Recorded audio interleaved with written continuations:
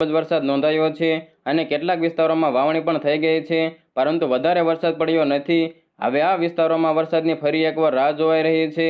8 જુલાઈના રોજ મુંબઈમાં ભારેથી અતિ ભારે વરસાદ નોંધાયો છે. અનેક વિસ્તારોમાં પાણી ભરાઈ ગયા છે. આ ઉપરાંત કોંકણ વિસ્તારમાં સતત ભારે વરસાદ પડી રહ્યો છે. ગુજરાત ઉપર આ પહેલા જ્યારે સિસ્ટમમાં બનેલી હતી ત્યારે વરસાદ પડ્યો હતો, પરંતુ હવે સિસ્ટમ ન હોવાથી વરસાદ ઓછો થયો છે. હવામાન વિભાગે આપેલી માહિતી પ્રમાણે હાલ રાજ્યના કેટલાક વિસ્તારોમાં વરસાદ ચાલુ રહેશે, એટલે કે ગુજરાતમાં વરસાદ સાવ બંધ નહીં થાય. હવામાન ખાતાના અમદાવાદ કેન્દ્ર દ્વારા આપવામાં આવેલી માહિતી પ્રમાણે ગુજરાતમાં 8 અને 9 જુલાઈના રોજ વરસાદનું જોર વધવાની સંભાવનાઓ છે.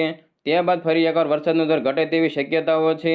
8 અને 9 તારીખના રોજ દક્ષિણ ગુજરાત, પૂર્વ ગુજરાત, મધ્ય ગુજરાત, ઉત્તર ગુજરાતના વિસ્તારોમાં વરસાદનું જોર ફરી એકવાર વધે તેવી શક્યતાઓ છે.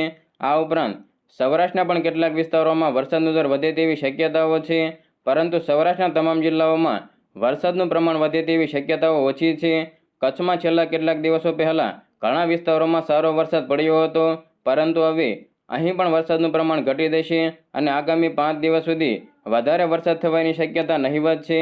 મિત્રો, ગુજરાતમાં હાલ દક્ષિણ ગુજરાતમાં ભારે વરસાદની શક્યતાઓ છે અને આગામી 2 દિવસ સુધી અહીં કેટલાક વિસ્તારોમાં વધારે વરસાદ પડે તેવી સંભાવનાઓ છે.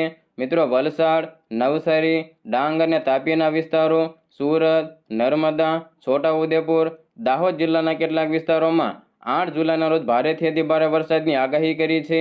આ ઉપરાંત ભરૂચ અને વડોદરાના વિસ્તારો, આણંદ, પંચમહાલ, મહીસાગર, અરવલ્લી અને ખેડાના વિસ્તારો, ગાંધીનગર, મહેસાણા, સાબરકાંઠા અને બનાસકાંઠાના વિસ્તારો, પાટણ અને અમદાવાદ જિલ્લામાં પણ કેટલાક વિસ્તારોમાં વરસાદનું જોર વધે તેવી સંભાવનાઓ છે.